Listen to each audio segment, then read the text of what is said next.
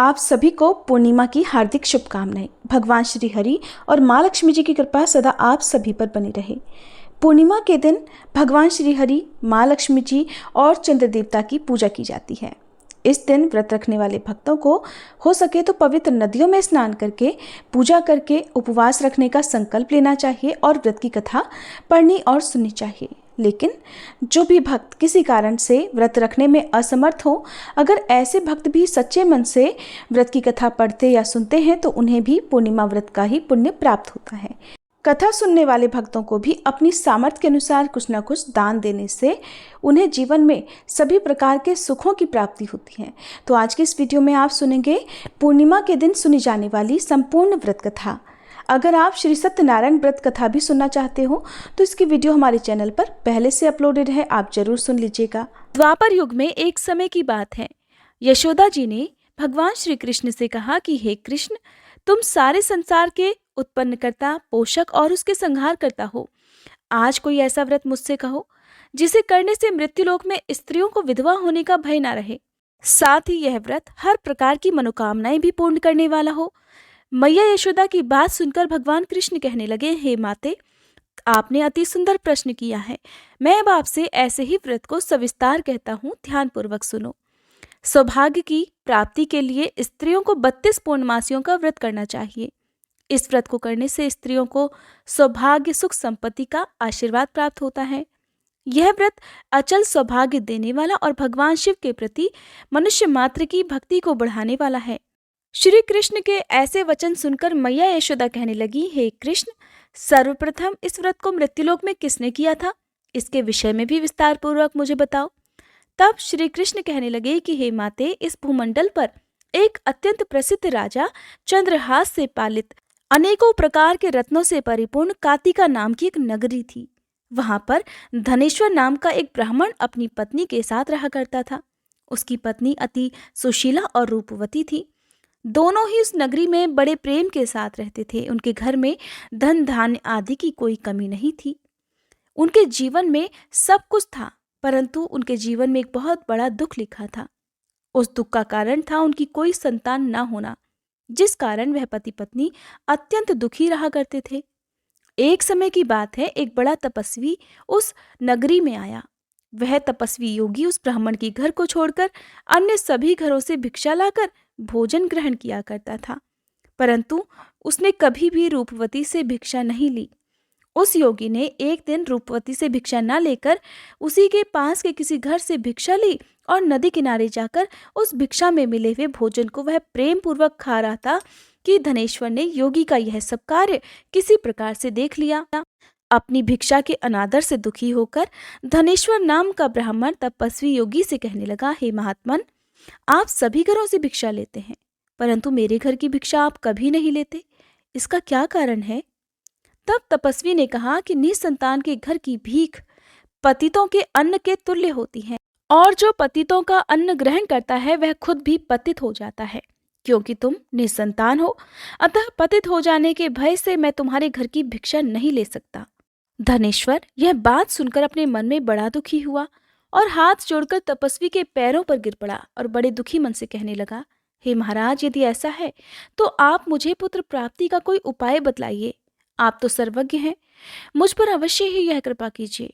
धन की, किसी प्रकार की सुख संपत्ति की मेरे घर में कोई कमी नहीं, परंतु मैं संतान ना होने के कारण अत्यंत दुखी हूँ। आप कृपया मेरे इस दुख का निवारण कीजिए, आप तो सामर्थ्यवान हैं। ब्राह्मण की यह बात सुनकर वह तपस्वी योगी कहने लगे कि हे ब्राह्मण, तुम देवी चंडी की आराधना करो। घर जाकर तब उस ब्राह्मण ने अपनी स्त्री से सारा वृतांत कहा और स्वयं तपस्या करने के लिए वन में चला गया। वन में जाकर उसने देवी चंडी की उपासना और उपवास करना प्रारंभ कर दिया। देवी चंडी ने 16वें दिन उसकी तपस्या से प्रसन्न होकर स्वप्न में उसको दर्शन दिए और कहने लगी, हे धनेश्वर, जा, तेरे पुत्र होगा, परंतु वह 16 वर्ष की आयु में ही मृत्यु को प्राप्त हो जाएगा। यदि तुम दोनों पति पत्नी मिलकर 32 पूर्णमासियों का व्रत विधि पूर्वक करोगे, तब तुम्हारा पुत्र दीर्घायु हो जाएगा। जितनी तुम्हारी सामर्थ्य हो, आटे के उतने दिए बनाकर भगवान शिव का पूजन करना। पूर्णिमा के दिन प्रातःकाल इसी स्थान के पास तुम्हें आम का एक वृक्ष दिखाई देगा। उस पर चढ़कर तुम एक फल तोड़कर अपने घर चले जाना और अपनी पत्नी से सारा वृत्तांत कहना। ऋतु स्नान के पश्चात वह स्वच्छ होकर भगवान शिव का ध्यान करके उस फल को ग्रहण कर लेगी, तब उसे भगवान शिव की कृपा से गर्भ ठहर जाएगा। इस प्रकार जब वह ब्राह्मण प्रातःकाल उठा, तब उसने उस स्थान के पास ही आम का एक वृक्ष देखा। स्वप्न में मिले आदेश के अनुसार उस ब्राह्मण ने आम के वृक्ष पर चढ़कर उस फल को तोड़ने का प्रयास किया, परंतु कई बार प्रयास करने के बाद भी वह उस वृक्ष पर चढ़ नहीं पाया। अब तो उस ब्राह्मण को बड़ी चिंता होने लगी।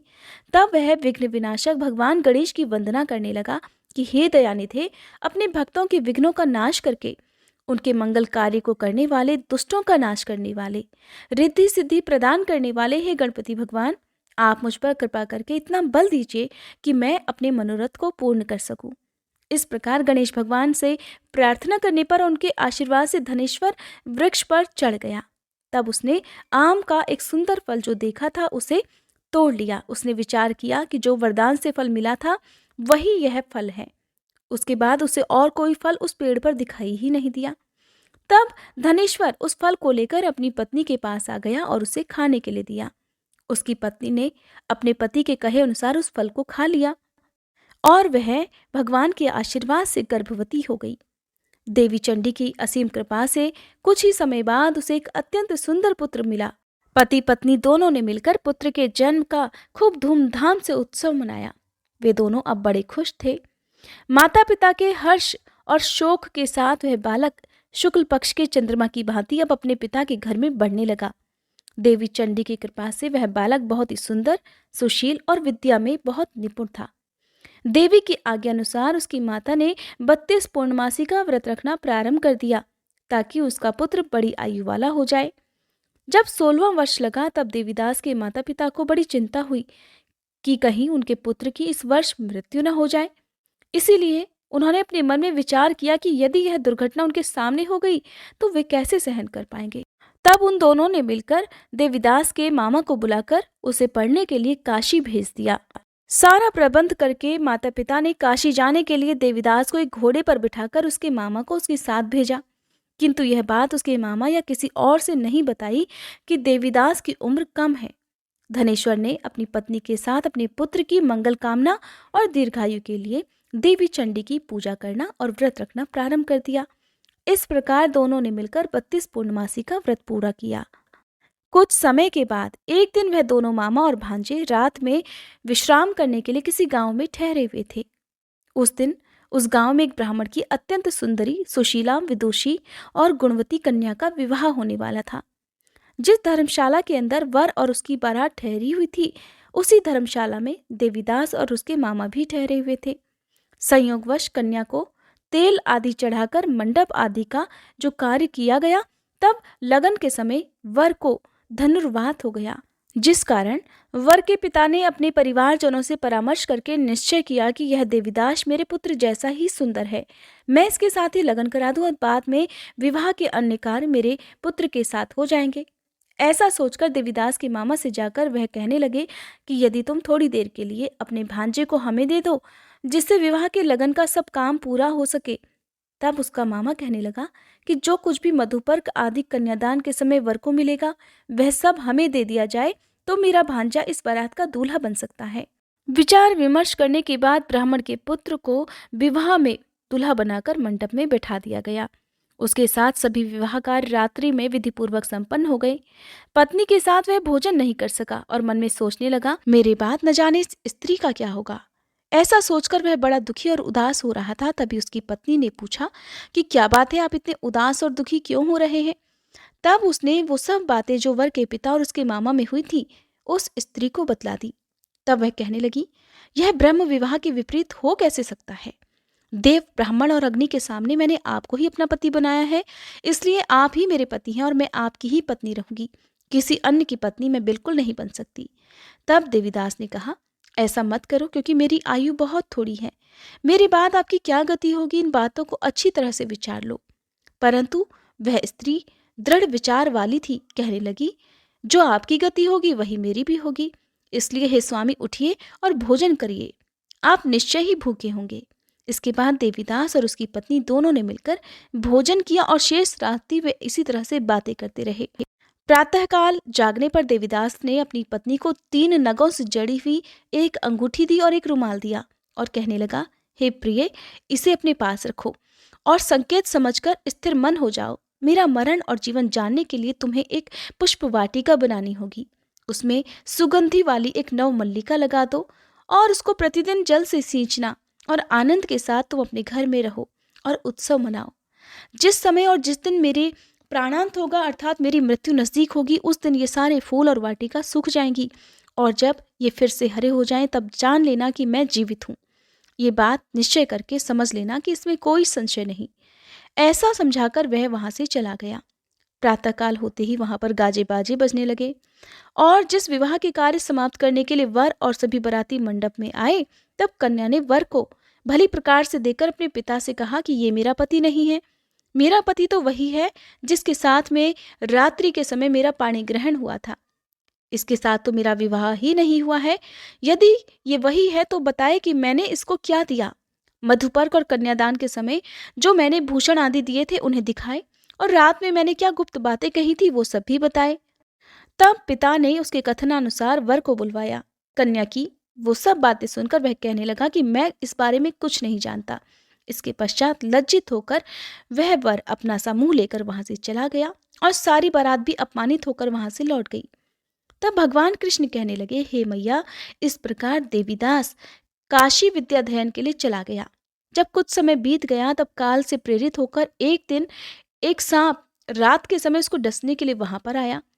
उस विषधर के प्रभाव से उसके सोने का स्थान चारों ओर से विष की ज्वाला से विषैला हो गया, परंतु व्रत रखने के प्रभाव से उसको वह सांप डस नहीं पाया, क्योंकि पहले ही उसकी माता ने 32 पूर्णिमा का व्रत धारण किया हुआ था। इसके बाद मध्याह्न के समय स्वयं काल वहां पर आया और उसके शरीर से उसके प्राणों को निकालने का प्रयास करने लगा, जिससे वह मूर्छित होकर धरती पर गिर पड़ा। भगवान की कृपा से उसी समय देवी पार्वती के साथ भगवान शिव वहां पर आ गए। उसको मूर्छित दशा में देखकर देवी पार्वती ने भगवान शिव से प्रार्थना की, हे भोलेनाथ, इस बालक की माता ने पहले ही 32 पूर्णिमा का व्रत किया है, जिसके प्रभाव से हे भगवान अब आप इसको प्राणदान दे दीजिए। देवी के इस प्रकार निवेदन करने पर भोलेनाथ ने उस बालक को प्राणदान दे दिया। इस व्रत के प्रभाव से काल को भी पीछे हटना पड़ा और देवीदास स्वस्थ होकर उठ बैठा। उधर उसकी पत्नी उसके काल की प्रतीक्षा किया करती थी।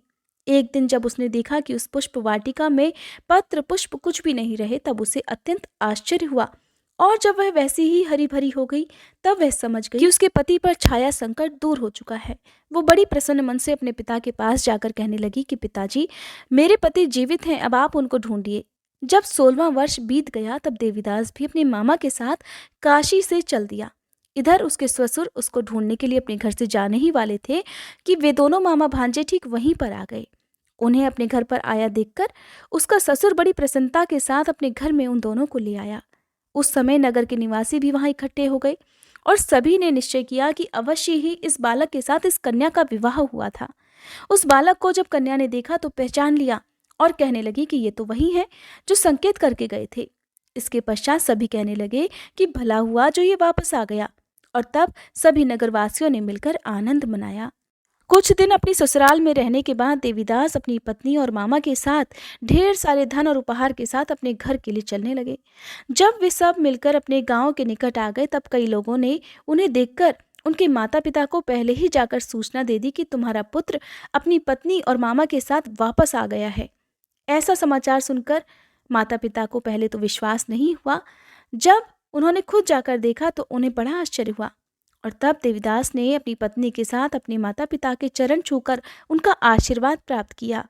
तब माता पिता ने इस चमत्कार को देखकर अपने घर पर बहुत सारे ब्राह्मणों को बुलाकर उन्हें यथासंभव दान दक्षिणा उपहार में देकर उन्हें प्रसन्न किया और उनका आशीर्वाद प्राप्त किया।